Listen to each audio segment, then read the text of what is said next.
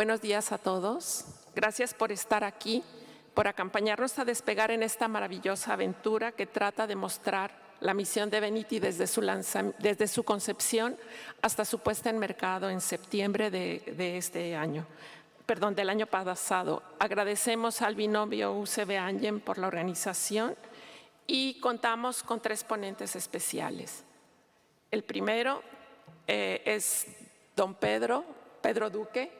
Él es el científico por excelencia al que todos aspiramos a ser y además exministro y Premio Príncipe de Asturias. Actualmente profesor de la Escuela Técnica Superior de Ingeniería Aeronáutica en la Politécnica de Madrid y nos hablará del espacio exterior como contexto de investigación. Acto seguido, doña Pilar Peris, reumatóloga del Hospital Clínico de Barcelona, compañera, buena amiga, que es esa perfecto exponente entre la medicina translacional y la clínica con el paciente. Entre sus numerosos trabajos se encuentran cosas tan complicadas como osteoporosis de pacientes jóvenes asociados a mutaciones del gen de UNT1 o el efecto del consumo de cerveza con o sin alcohol en la densidad mineral ósea de las mujeres. Ella nos hará un recorrido del espacio a la Tierra, hablará del desarrollo clínico de Venity, sobre todo en aspectos de eficacia y seguridad, y la experiencia con el fármaco post-autorización ya en más de 400,000 pacientes.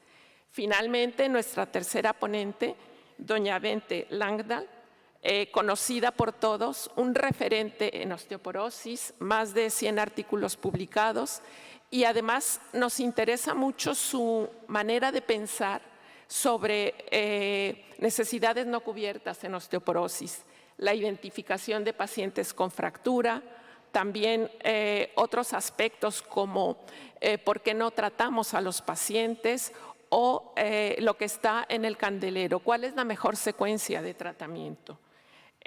Si me dan la siguiente diapositiva, la discusión se planteará al final para ir más rápido. Por favor, escaneen el código QR para hacer las preguntas que deseen. Pueden ser de manera anónima, aunque también habrá micrófonos y las pueden hacer como toda la vida, cara a cara.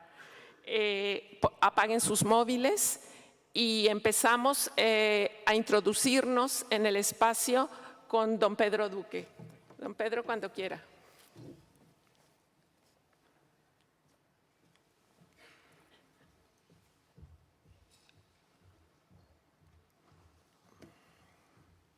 Muy buenos días a todos. Para mí es una gran satisfacción estar aquí exponiendo cómo tanto desde el punto de vista de utilizar el espacio como para poder ayudar a las investigaciones importantes para la gente, como desde el punto de vista de que esas investigaciones puedan ayudarnos también a la exploración del espacio por parte de la humanidad. Y es un ejemplo muy bueno, la verdad. A los alumnos de la escuela, los futuros ingenieros, les explico la importancia de hacer ciencia en el espacio, ciencia en microgravedad, en ingravidez, pues digamos, con suficiente aproximación. Todos estos tipos de aparatos utilizamos y todas estas imágenes son relevantes para la ciencia en microgravedad. No es tan fácil para el público en general, incluso para los futuros ingenieros aeroespaciales, definir qué es eso de la ingravidez.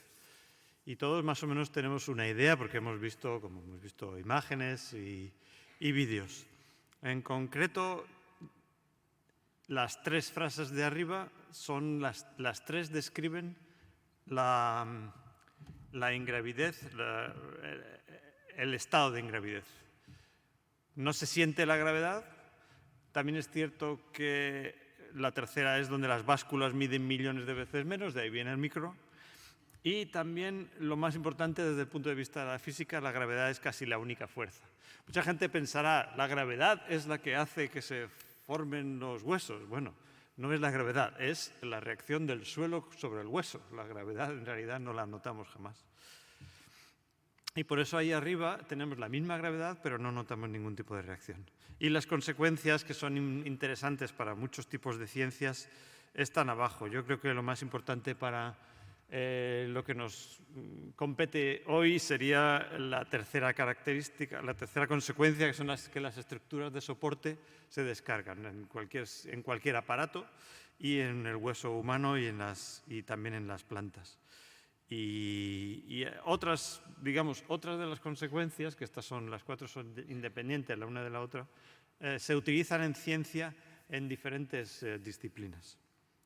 Podemos medir mejor unas magnitudes básicas, eso se utiliza en física para medir poder calorífico de los líquidos o los gases. En caso de, por ejemplo, la cristalografía, se utiliza la ingravidez para poder obtener cristales perfectos y de esa manera poder ir comparando con los resultados que se obtienen en la industria. Por supuesto que se tienen que hacer experimentos que mejoren los sistemas y aquí es donde estamos hoy. ¿Qué tenemos que darle a los astronautas para que puedan irse en viajes de larguísima duración? Y, por supuesto, observación en condiciones de microgravedad en muchos casos es útil para poder ir encontrando nuevas formas. Entonces, simplemente un repaso, porque no nos competen todas las áreas de la ciencia ahora mismo, pero en mecánica de fluidos, y, por ejemplo, en combustión, como vemos las 2 llamas en la parte derecha, existen muchos experimentos que utilizan la ingravidez. En materiales, como hemos dicho, la formación de cristales, por ejemplo, en metales, formación de aluminio, formación de aleaciones ideales de aluminio que tienen embebidos pepitas de plomo para su lubricación, que es muy difícil de conseguir en tierra en las fábricas. Todo este tipo de experimentos se realizan. Ya más cerca, digamos, del área biomédica, en este caso la biología, pues se hacen muchos experimentos para comprobar la expresión de genes, por ejemplo, en las moscas de la fruta, digamos, los materiales o los modelos biológicos conocidos y también en plantas. Lógicamente, no tendré que explicar aquí que todas las células de la raíz de la planta tienen un detector de gravedad que hace que vayan siempre hacia abajo, ¿no? Y por lo tanto, pues en ingravidez podemos obtener crecimientos diferentes de las plantas que hacen que podamos entender procesos que normalmente están ocultos por la gravedad. En medicina, como podemos, por supuesto, muy importante la ingravidez en el sistema mecánico del cuerpo, los huesos y los músculos, pero también el corazón tiene que bombear muchísimo menos y por lo tanto está en una situación que podría conducir a la atrofia también.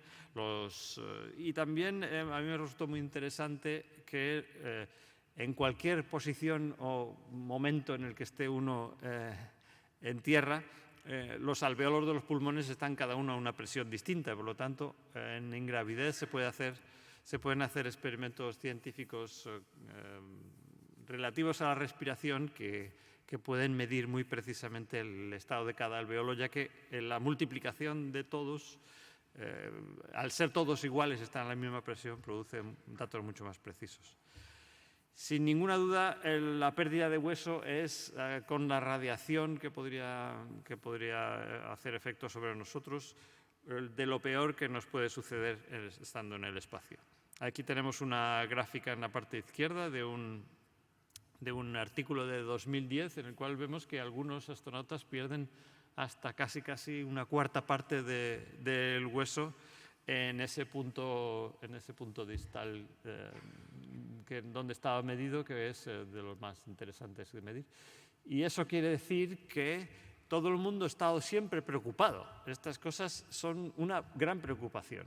Cuando lleguen a Marte con esos trajes y tengan que, por mucho que la gravedad sea menor, los huesos no solo tienen que aguantar el peso, sino que tienen que aguantar también solicitaciones mecánicas puntuales como golpes o tropezones, con lo cual hay la gran preocupación de que cuando los llevemos a Marte, si no hacemos algo, podrían tener podían tener fracturas igual que tienen los enfermos que tratan ustedes ahora mismo.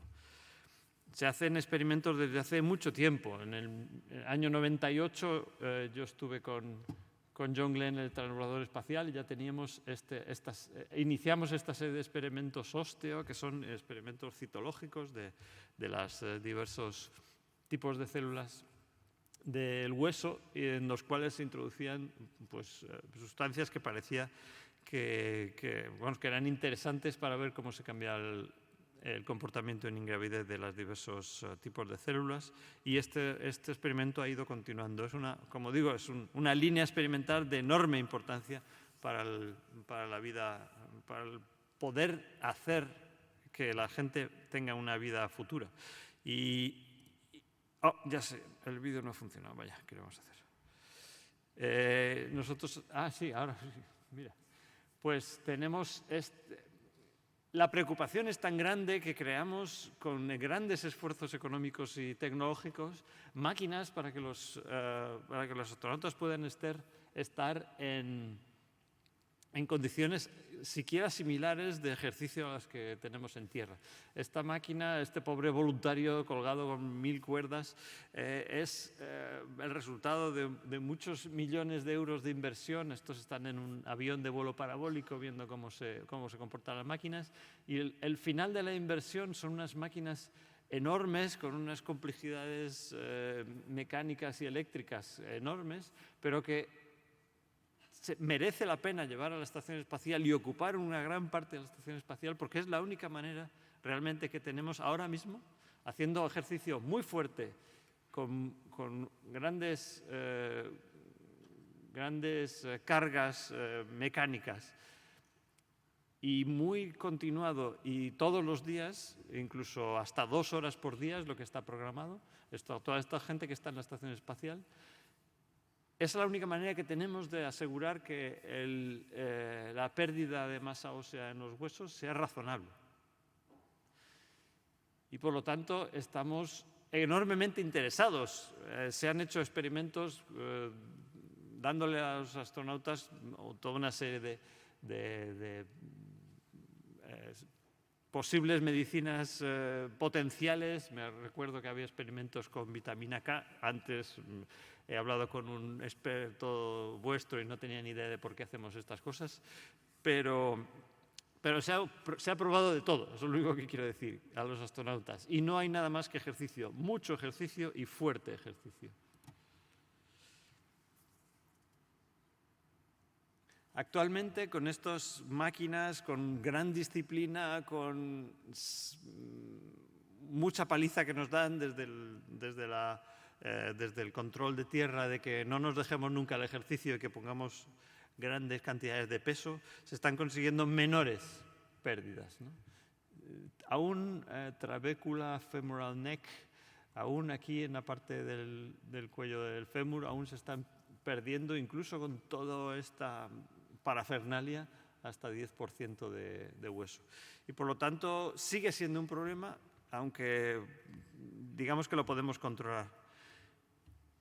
Pero todas estas enormes máquinas ya se está viendo que va a ser difícil meterlas en naves que vayan a Marte o que vayan más lejos, y por lo tanto hay un enorme interés en ir encontrando alguna otra solución, si es posible, pues que no requiera la dedicación de tantísimo tiempo por parte de los astronautas, y que sea, si es posible, farmacológica. Y la verdad es que estoy completamente seguro que hubo un enorme interés en utilizar este nuevo sistema de ensayo que es con ratones, que existe en la estación espacial, en utilizar cuanto más posible todas estas facilidades de hacer experimentos en microgravedad para poder conseguir la solución a nuestro grave problema de pérdida de masa ósea.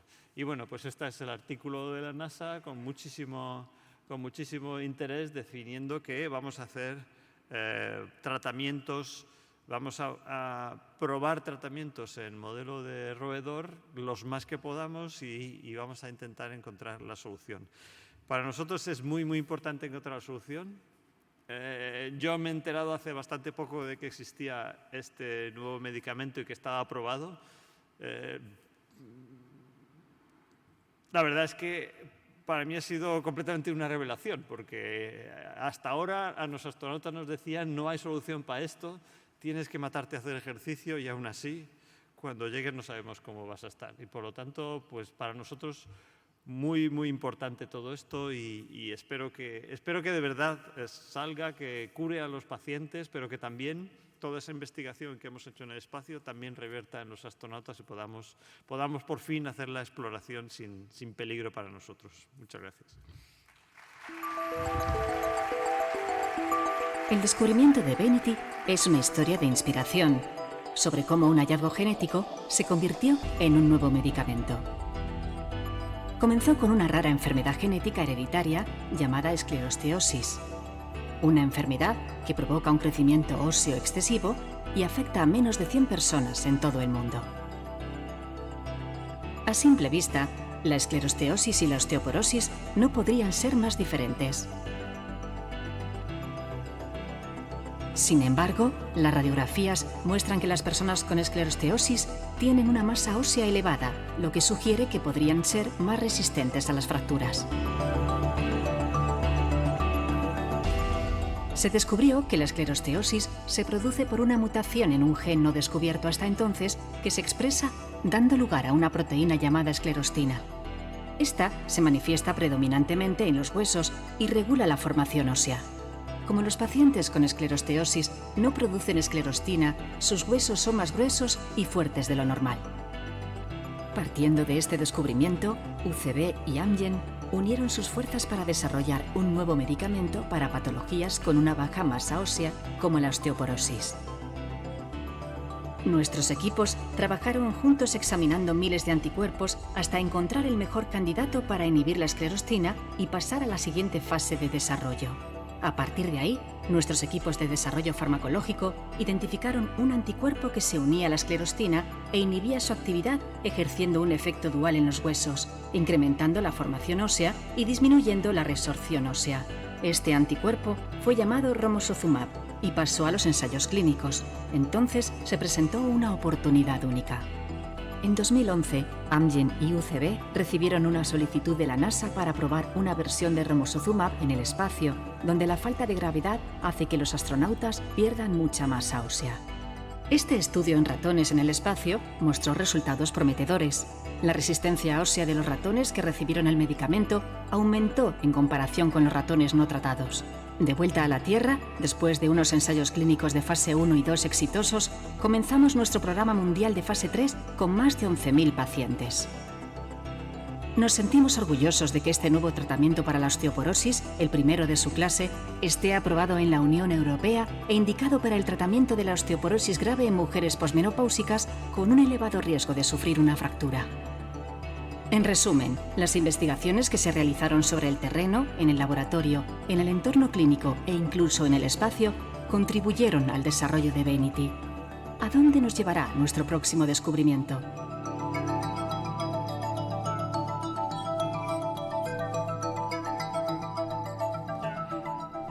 Pues tras este vídeo, la doctora Pilar Peris nos hablará de eficacia y seguridad en la fase clínica y en postcomercialización.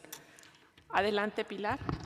Bueno, ante todo agradecer la invitación por parte de UCB Amgen y, por supuesto, esta presentación espectacular del doctor Pedro Luque. Yo voy a hablaros brevemente de lo que es eficacia, seguridad y terapia secuencial relacionada con romosozumab. Y en la siguiente diapositiva,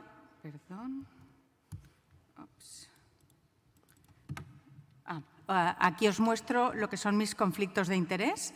Y primeramente, hablando de eficacia, ya como habéis visto ya recientemente, este fármaco tiene un efecto que digamos que es único, ¿no? O sea, es un anticuerpo antiesclerostina que tiene un doble efecto, una inhibición en resorción ósea de forma indirecta, pero sobre todo un efecto a través de vía Wnt en formación ósea de forma directa, lo que sería un efecto dual. Y ello probablemente o claramente explica esta diferencia que se ha encontrado en cuanto a su eficacia, ¿no?, en aumentos de densidad mineral ósea Como podéis ver, cuando se han hecho estudios ya en fase 2, comparando con teriparatida, el osteoformador que teníamos hasta este momento, y con alendronato, el fármaco de elección normalmente en osteoporosis, tiene un claro aumento de masa ósea cuando se compara con estos dos fármacos al año de tratamiento. Y estos datos, además, se han visto corroborados con los ensayos clínicos en fase 3, el estudio FRAME, que comparaba romosozumab con denosumab, en el que el primer año, comparado con placebo, y en el segundo, ya comparado con denosumab, mostraba una clara eficacia en relación a aumento de masa ósea. Ya podéis ver este marcado aumento de masa ósea al año de tratamiento, que es del 13%, comparado con, bueno, por supuesto lo esperable, al 0% en pacientes tratados con placebo, pero ya no solo esto, sino que había una clara disminución de las fracturas vertebrales al año de tratamiento y que se mantenía a los 2 años del 73 y el 75%. Y en el siguiente estudio, que fue el estudio ARC, y ya lo que valoraban eran pacientes con osteoporosis establecida, es decir, osteoporosis grave con fracturas vertebrales.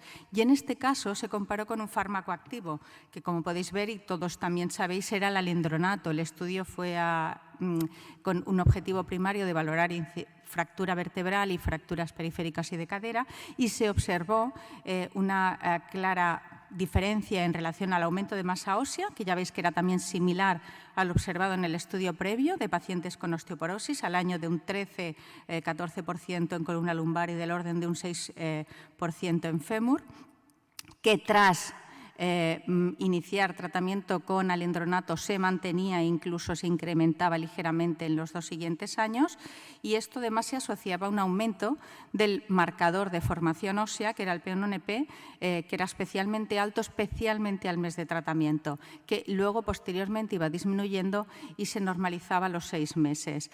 A su vez, disminuían los marcadores de resorción, como el CTX, ya desde el mes del tratamiento con este fármaco. Estas pacientes, además, en este estudio ya se evidenció una disminución del riesgo de fractura vertebral, insisto, comparado con fármaco activo, que fue cercana al 50% a los 2 años de tratamiento, y también en fractura clínica, en fractura vertebral y en fractura de fémur, indicando claramente la superioridad de este fármaco respecto a lo que sería un tratamiento estándar en este grupo de pacientes.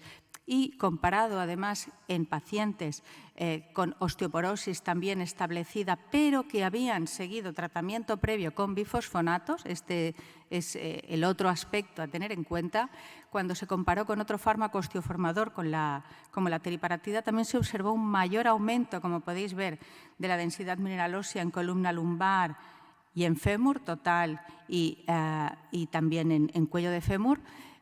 Y no solo eso también, sino de aumento o mejoría de la microestructura. Cuando se valoraba con PQCT, parámetros estructurales eran también mejores, y también el análisis de FEA de elementos finitos, que indicaba una mejoría estructural de este fármaco. Pero si os fijáis, también, si tenéis en cuenta el efecto del tratamiento, recordar que teníamos en los estudios NAIF, estábamos en un 7% o superior en fémur, ya veis aquí que es de la mitad, mientras que es un 25% también menor en columna lumbar. Nuevamente el mensaje, tratamiento previo con bifosfonatos. ¿Y qué tenemos de seguridad? También todos sabéis los problemas de seguridad.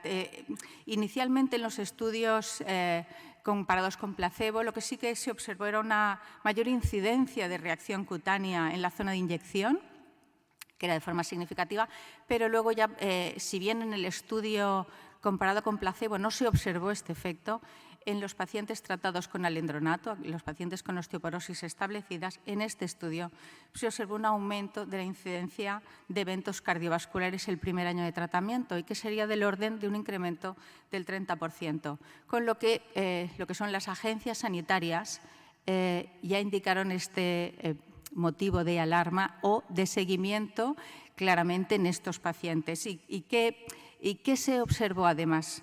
Pues cuando se excluyeron población con historia previa de infarto de miocardio o ictus, este riesgo bajó clarísimamente. Por ello, este fármaco está aprobado por estas agencias sanitarias, pero en las que se está indicando un estudio de farmacovigilancia para ver estos efectos. Y también recordar que hay un metaanálisis muy reciente en el que se han valorado todos los estudios de pacientes con romosozumab, el que incluye el mayor número de pacientes, en lo que en este estudio no se observa un aumento tampoco del riesgo cardiovascular ni de muerte relacionada con eventos cardiovasculares en estos pacientes. Por lo tanto, hay que decir que estos pacientes están siguiendo ahora estudios de farmacovigilancia por las principales agencias de medicamentos, sea la FDA, la EMA, la agencia japonesa, que en Japón ya sabéis que fue el primer país en el que se aprobó el uso del fármaco. Se están haciendo reportes periódicos, inicialmente semestrales, ahora ya debido a estos buenos resultados en estos pacientes seleccionados. Los reportes son anuales y hay ya más de 400.000 pacientes tratados en los que no se ha evidenciado este aumento del riesgo cuando se están cumpliendo estas medidas de seguridad en este momento, que es el no incluir un paciente con este tratamiento que tenga un antecedente de AVC o bien de un infarto de miocardio. ¿Qué estudios además se están llevando a cabo? Bueno, están estos estudios de farmacovigilancia, por ejemplo, en Estados Unidos todos los pacientes incluidos que se incluyen en bases de datos están haciendo datos realmente comparativos y de seguridad anualmente en estos 5 primeros años del fármaco y en los que además se compara de forma controlada con todos los otros fármacos que estamos utilizando para la osteoporosis, ya sean el cilindro endovenoso, bifosfonatos orales, denosumab y teriparatida. Y en este momento, en principio, se están cumpliendo claramente las medidas de seguridad y sin complicaciones. ¿Y qué tenemos? El siguiente punto a recordar, que sería la terapia secuencial. ¿Qué es la terapia secuencial? Es tener un objetivo en el tratamiento y ver la máxima eficacia que nos puede aportar un fármaco cuando estamos intentando alcanzar este objetivo. ¿Y cuáles son los objetivos? Pues bueno, ya hace unos años, en el 2017, la Sociedad Americana de Metabolismo S, junto con la IOF, lanzaron unos objetivos, en principio, que teníamos que conseguir con el tratamiento, que sería alcanzar un T-score superior al umbral que tenemos en definición de osteoporosis, este menos 2.5 lumbar-fémur, tener una ausencia de fracturas nuevas en los 3-5 años seguidos de tratamiento, cuando estamos realizando el tratamiento, y en pacientes que tuvieran osteoporosis grave, con fracturas o que tuvieran una edad superior a los 70 años debido a su mayor riesgo de fractura, este umbral deseable sería de un T superior a menos 2. ¿Y por qué? ¿No? ¿Qué tenemos que nos esté diciendo este hecho, la importancia de la densidad mineral ósea y de alcanzar ese T-score? Bueno, todos sabéis la relación que hay entre densidad mineral ósea y fragilidad ósea. La densidad mineral ósea es determinante, un 70% aproximadamente, de esa fragilidad ósea. Y, de hecho, los estudios que están analizando el aumento o la evolución de la masa ósea en relación a los tratamientos están observando clarísimamente que cuanto más, mejor. Como veis aquí en estos datos de estos análisis de metaregresión realizados en el NIH, con una ingente cantidad de pacientes que incluyen estudios aleatorizados, controlados con placebo, ya veis, por ejemplo, más de 90.000 pacientes, y en los que ya podéis ver también clarísimamente que cuando los aumentos de densidad mineral ósea, por ejemplo, en el cuello total o en el fémur son superiores al 6%, van a determinar una clara disminución del riesgo de fracturas. Ya veis que es del 72%. O cuando este aumento es del 14% en columna lumbar, esta disminución de la fractura vertebral va a alcanzar casi el 80%. O sea, claramente nos está dando una información. Y ya no solo eso, también el alcanzar este umbral que hemos dicho del menos 2.5. También sabéis todos los datos de Freedom con denosumab, cómo el alcanzar este umbral superior al menos 2.5 disminuía el riesgo de fractura no vertebral y cómo además este mismo resultado se ha observado también con romosozumab y con alendronato, o sea, independientemente del tratamiento realizado, ¿vale? El alcanzar estos umbrales van a disminuir claramente el riesgo de futuras fracturas, pero no todos los fármacos consiguen también, como todos sabéis, la misma cantidad o aumento de masa ósea. Los fármacos más utilizados, como los bifosfonatos, ya podéis ver en estos estudios a largo plazo, como es el FLEX y el Horizon, 10 años, 6 años de tratamiento con alendronato, no sueles obtener aumentos de fémur superiores a un 4%. Estamos el 4 o máximo un 5%. Y estos aumentos de densidad mineral ósea a los 10 años suelen ser de un 13%, lo que estamos consiguiendo con un año de tratamiento con este nuevo fármaco. ¿Y qué tenemos con teriparatida? Pues bueno, que los aumentos también que obtenemos tras 18 meses de tratamiento en fémur son del orden de un 2,8, 2,6% o un 10% aproximadamente en columna lumbar, siendo el máximo aumento el que se observa tras 10 años de tratamiento con el denosumab en el estudio Freedom. Ya veis, alcanzamos un 20% en lumbar y alcanzamos un 8-9% en fémur. Pero también, como relativizamos y como comparamos, pues bueno, también todos sabéis que si bien el fármaco que nos está produciendo el máximo aumento obtenido a lo largo del tiempo en estos 10 años de tratamiento, que sería el denosumab, lo comparamos únicamente con 2 años, es decir, un ciclo de romosozumab de un año seguido con un año de denosumab, nos encontramos que en un periodo de 2 años vamos a alcanzar la misma cantidad o el mismo aumento que el conseguido con 7 años de denosumab, que os recuerdo que era el fármaco con el que obteníamos el máximo aumento. Pero una cosa es el aumento, luego está la discontinuación del fármaco. ¿Qué ocurre? También todos sabéis que tenemos, si bien habéis visto que con los bifosfonatos tenemos un mantenimiento de la densidad y disminución progresiva, debido a que es un análogo del pirofosfato cálcico, y este efecto hace que pueda tener un efecto remanente en el hueso, con los otros fármacos no pasa. Y todos recordáis que en denosumab, cuando desaparece el efecto del fármaco, desaparece totalmente el aumento de masa ósea, disminuye el año de tratamiento y vuelve a los valores originales con un aumento además disparado, o sea, un gran aumento, un rebote de los marcadores de recambio óseo. ¿Vale? ¿Y qué ocurre con la teriparatida? Pues bueno, lo mismo, también disminuye su efecto tras la retirada del fármaco, que se mantiene e incluso aumenta cuando añadimos un bifosfonato, que nos está dando ya el mensaje que siempre vamos a tener que tratar estos pacientes cuando discontinuemos la medicación. ¿Y qué tenemos con romosozumab? Pues nuevamente lo mismo, cuando discontinuamos el fármaco se va a producir una pérdida tanto en columna lumbar como el fémur al año de la discontinuación. Y además, si vemos el reflejo en los marcadores de recambio óseo, también cuando discontinuamos va a aumentar el CTX, el P1NP de forma muy progresiva. Pero luego otro mensaje, cuando iniciamos nuevamente o reiniciamos nuevamente romosozumab, vamos a ver este mismo aumento que observamos inicialmente de respuesta y también igual el pico que observábamos en P1NP, el marcador de formación ósea. Por lo que la secuencia de los tratamientos siempre va a ser muy importante y también todos recordáis este resultado del estudio Data Switch en el que el orden de los factores sí que altera el producto. No es lo mismo empezar con teriparatida y seguir con denosumab durante 2 años, que se observa este aumento que ya veis del 18%, que hacer el efecto contrario, es decir, empezar con denosumab y seguir con teriparatida, en el que se observa una disminución clara de la densidad mineral ósea, no recomendándose este ciclo de tratamiento, y teniendo que tener siempre en cuenta cómo vamos a tratar a los pacientes. Pilar, un minuto.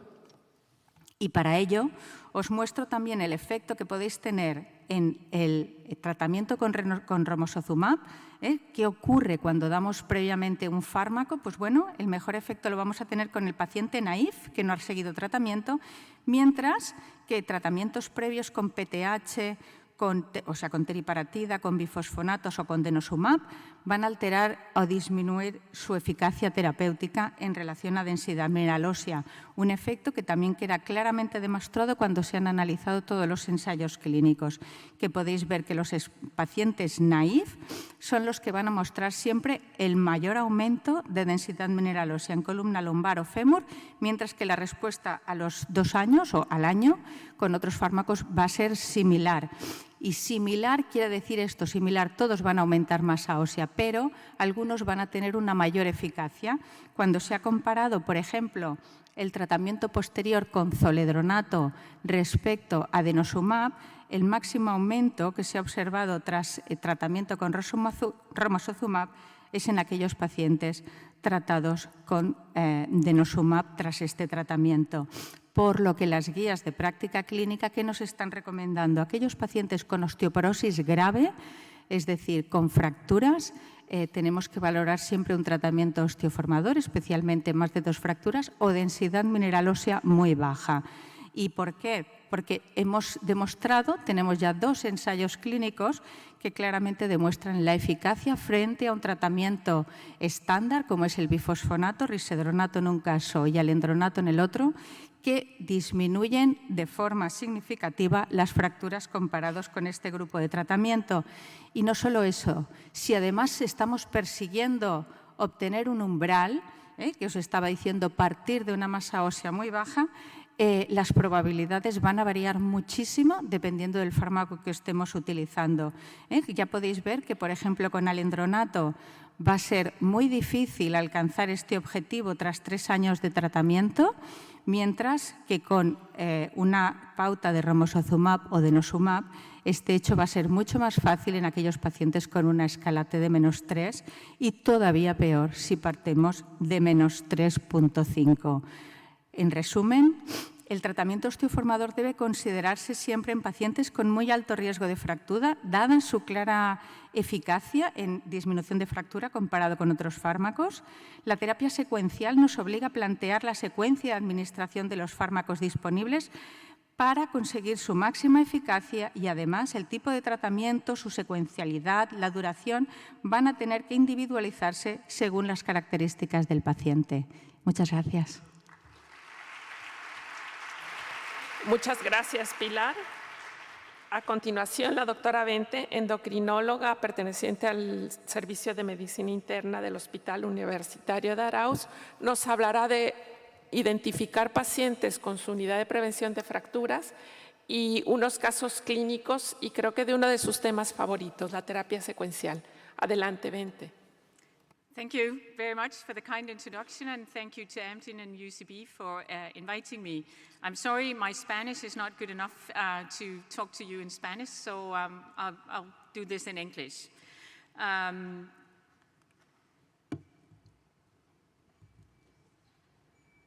So I'm going to talk a little bit about how we're using Evenity in Denmark. We were fortunate enough to have Evenity approved in September 2020, so almost 3 years ago. And I'll also talk a little bit about how we identify the patients for Evenity.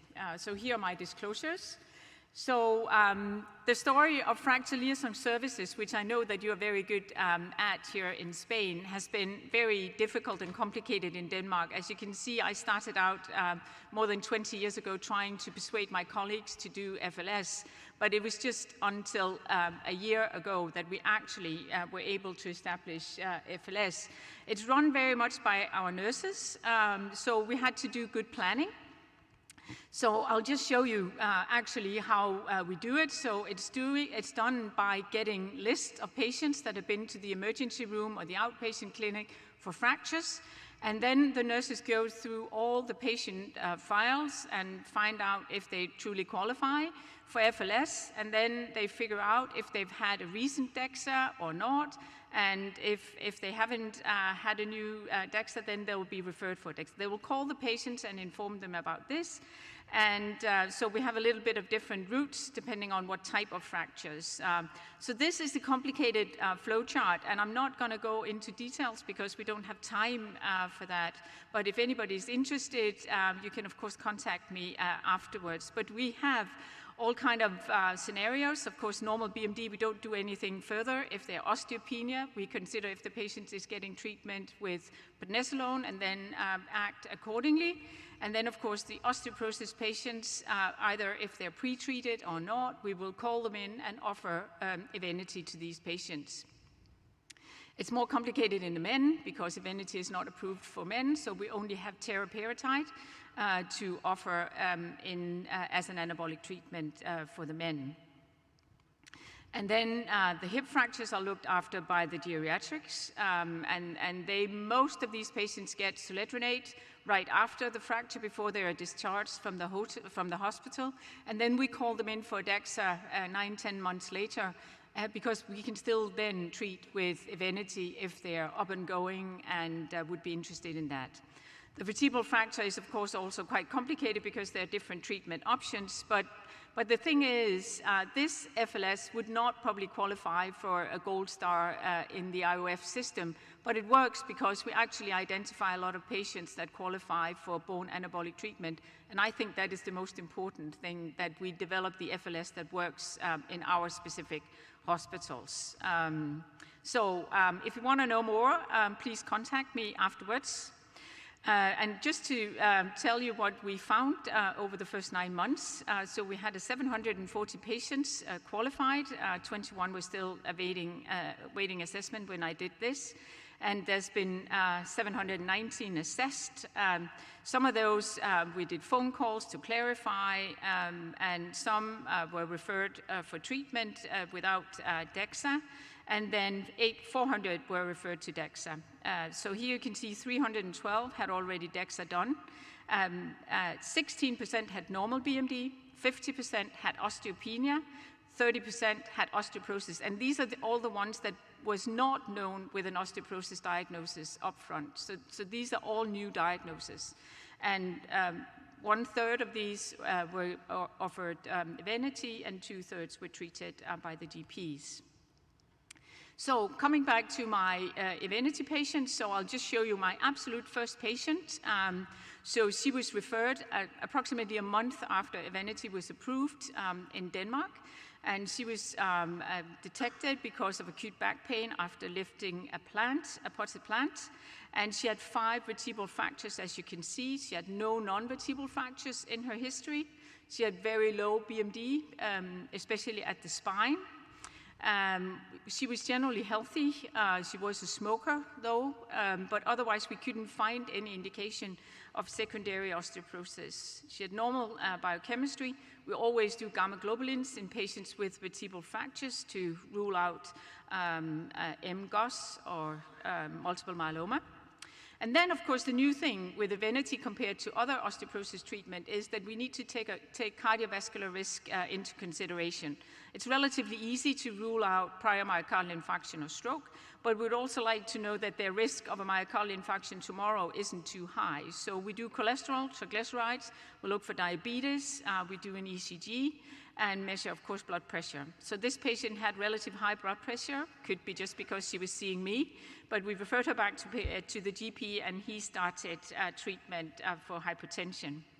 So as Pilar has already mentioned, we need to think about what we can achieve with the individual drugs. And here you can see the chance of achieving a T-score better than -2.5 after 3 years of treatment with the different treatments available. So you can clearly see that the biggest chance to get this is romosozumab followed by denosumab, or romosozumab followed by alendronate compared to alendronate. So therefore we thought that romosozumab would be a good choice in this patient. Pilar has also already talked to you about the cardiovascular risk, and of course we need to assess it carefully in every individual patient and discuss it with the patient. But we thought that because of the multiple fractures, very low BMD in this relatively young postmenopausal women, and as far as we could figure out, her risk of cardiovascular events were low, we thought this would be a good choice, and she was initiated beginning of November 2020. And here you see that she responded very well, as you would expect in a treatment-naive woman, plus 18.5% at the spine and 9% at the hip. She did not experience any adverse events. So the way we do it is that the nurses teach the patients to do the injections themselves. So they do the first injection and sometimes the second in the clinic, and then they do all the remaining injections by themselves at home. She improved a lot, as I showed you, but she was still relatively low in BMD after Evenity. So in our clinic, we always give either Soletronate or DMAP for the first year after Evenity to be absolutely sure that we don't lose the benefit of Evenity. So in this patient, we chose Soletronate. And here you see that she had quite impressive further gains in BMD, especially at the spine.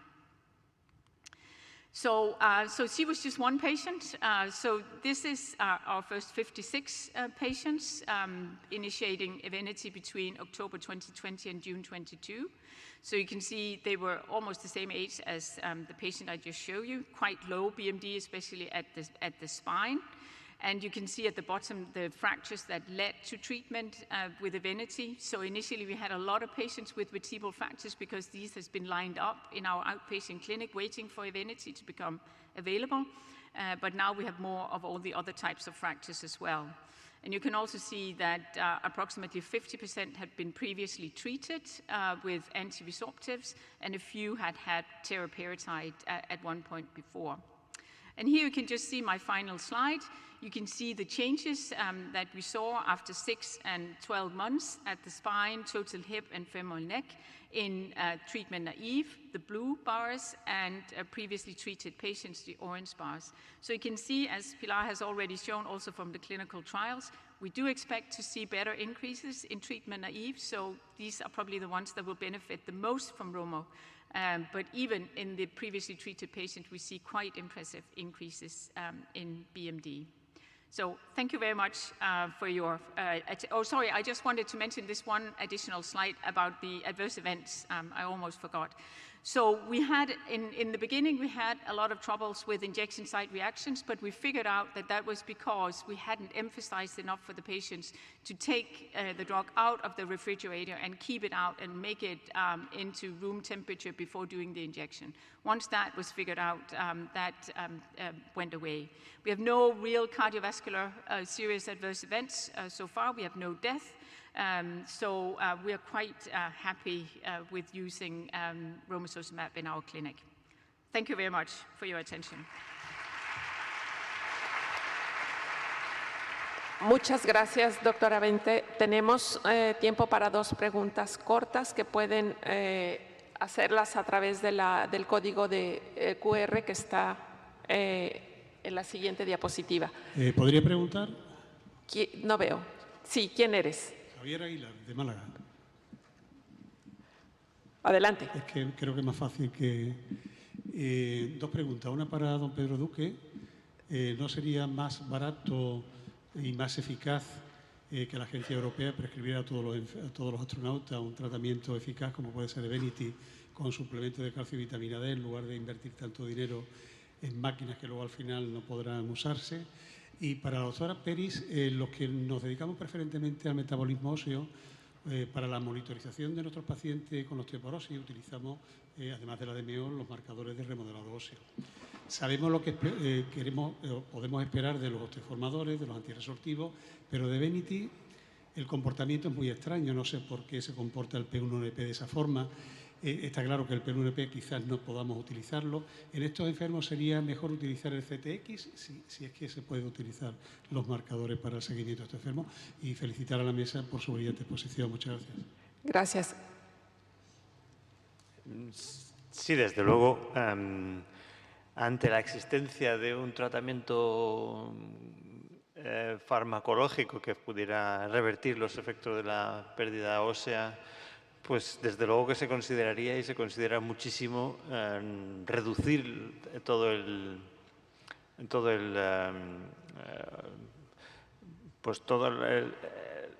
la cantidad de ejercicio que se hace,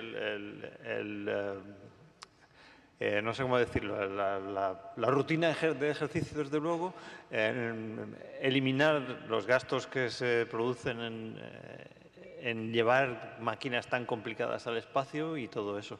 Pero es que yo creo que hay que ir mucho más allá, es decir, para ir a la estación espacial tenemos todo esto, pero para ir a sitios más lejos no lo tenemos todavía. Por lo tanto, es prácticamente la elección más razonable es tratar de buscar tratamientos farmacológicos, como decís, que ahora existen y, por supuesto, se están empezando a ensayar. Bueno, en relación a los marcadores, yo diría que más que extraña, siempre las respuestas son fascinantes, ¿no? Porque te está dando información de cómo está trabajando este fármaco. Y en estos pacientes tú ves que aumenta mucho, vamos, más del 100% el P1NP, que se mantiene al mes, o sea que claramente lo que decían está aumento del modelado óseo, que además te disminuye el remodelado y tú dices, ¿y por qué luego baja, no? Probablemente porque tenemos otros inhibidores, ¿no? O sea, de hecho, ya sabéis que esta vía tiene un montón de inhibidores y entonces en estos pacientes sube el DKK1 y de hecho cuando hay estudios de experimentación animal que tratan con los dos fármacos, este aumento es más mantenido. Tenemos un inhibidor que nos está haciendo esto y además su utilidad, por ejemplo, hay estudios en japoneses también que estaban buscando valores predictivos que encontraban, por ejemplo, que el P1NP, cuando basalmente estaba alto o más alto, tenías mejor respuesta terapéutica. Y pienso que nos está dando también información en el manejo de estos pacientes. Y luego, posteriormente, por supuesto, cuando tengamos la retirada del fármaco y la respuesta al siguiente fármaco. O sea, que sí que creo que son útiles. Otra para el doctor Duque. Cuando usted volvió de la microgravidez, ¿tuvo síntomas óseos o musculares? Sin ninguna duda, se tienen síntomas musculares, eso sí. Óseos, simplemente pues uno hace el DXA, todo esto, y se nota un poquito de disminución que no era grave, pero lo que sí que es absolutamente impactante es el síntoma de no tener fuerza.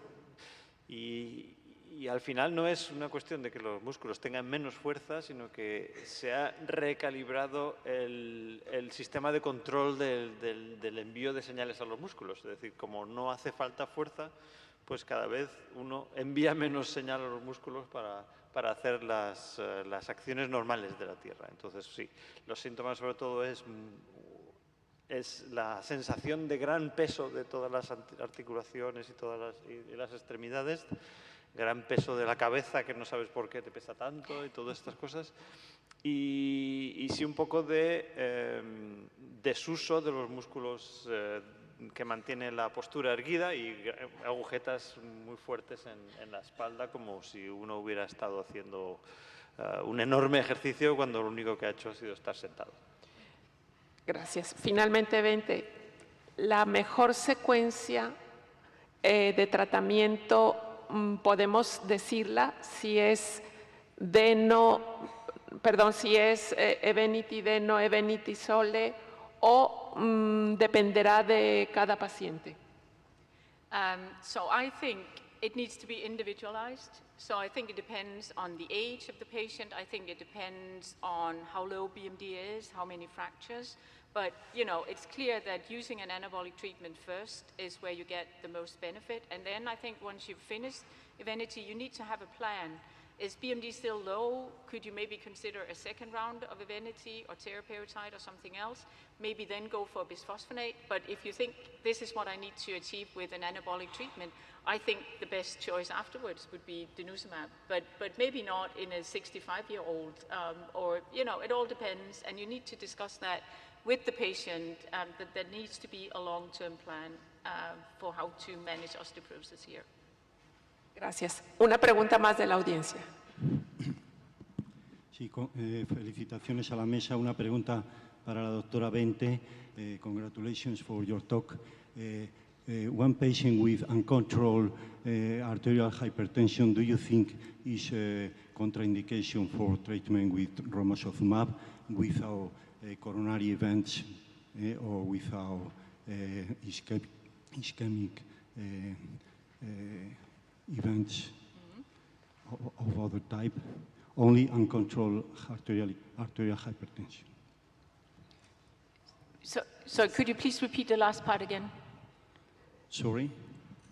¿Puedes repetir la última Sí. parte de la pregunta que no se te escuchó? No, do you think a person with only uncontrolled arterial hypertension as the only cardiovascular risk factor is contraindication for therapy with romosozumab?